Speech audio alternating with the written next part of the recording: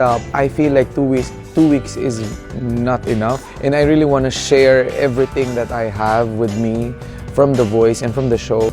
Magandang araw mga kapolitika at welcome back dito sa ating YouTube channel. Ang inyong napanood ay clip po dito sa programa ng tao po ng ABS-CBN at sinabi dito ni Sofronio Vasquez na kung saan ang 2 weeks daw ay hindi daw enough para sa kanya na magstay dito sa Pilipinas. So ito siguro marahil ang rason kung bakit hanggang ngayon ay na-extend itong si Sofronio Vasquez at namalagi pa siya dito sa ating bansa. So napanood at update po ito ngayon dito sa social media mga kapolitika, kung kaya pinost ko lang po itong clip dito sa ating YouTube channel. At spotted rin po itong mga bigating mayayaman doon sa HSBC sa Shangri-La sa Makati na kung saan is nagpapapicture dito kay Sofronio Vasquez.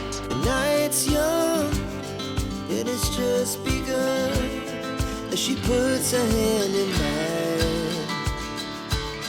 We wanna chase the night, wanna dance to the light, pull stars from the sky, just two hearts running wild. Never sleep, never stop, as we shout from the top. We're gonna be two hearts running wild.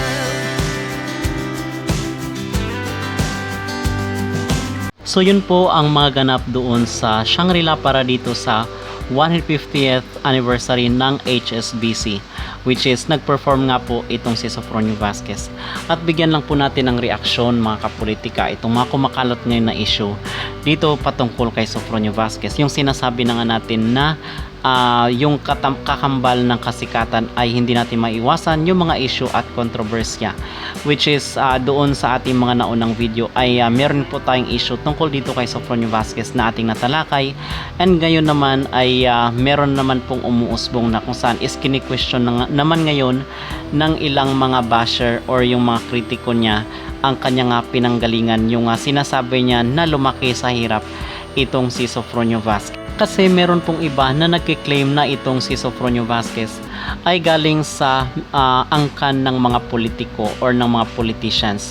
So ibig sabihin ay yung sinasabi ni Sofronio na siya ay laki sa hirap at nasa squatter lang sila ay parang fairy tale lang po daw mga kapolitika para makagain ng sympathy.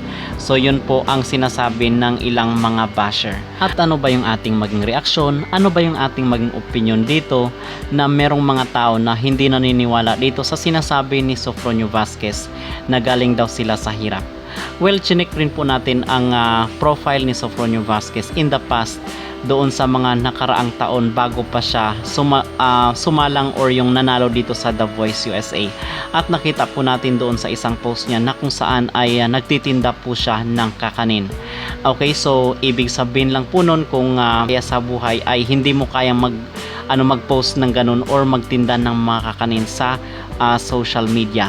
At hindi rin po maiwasan ng mga netizen na mag-question dito kay Sofronio Vasquez kasi dati ay wala pa siya dito sa The Voice ay naka-iPhone na itong si Sofronio Vasquez, and then nakabisita, nakapunta na rin po sila sa Universal Studio, kung kaya hindi maiwasan ng mga netizen na mapatanong kung talaga nga bang mula sa kahirapan itong si Sofronio Vasquez or ginagamit lang para makagain ng sympathy. At kahit ngayon lang po natin nakilala or sinusubaybayan itong si Sofronio Vasquez, syempre chinecheck rin po natin yung mga old na post ni Sofronio.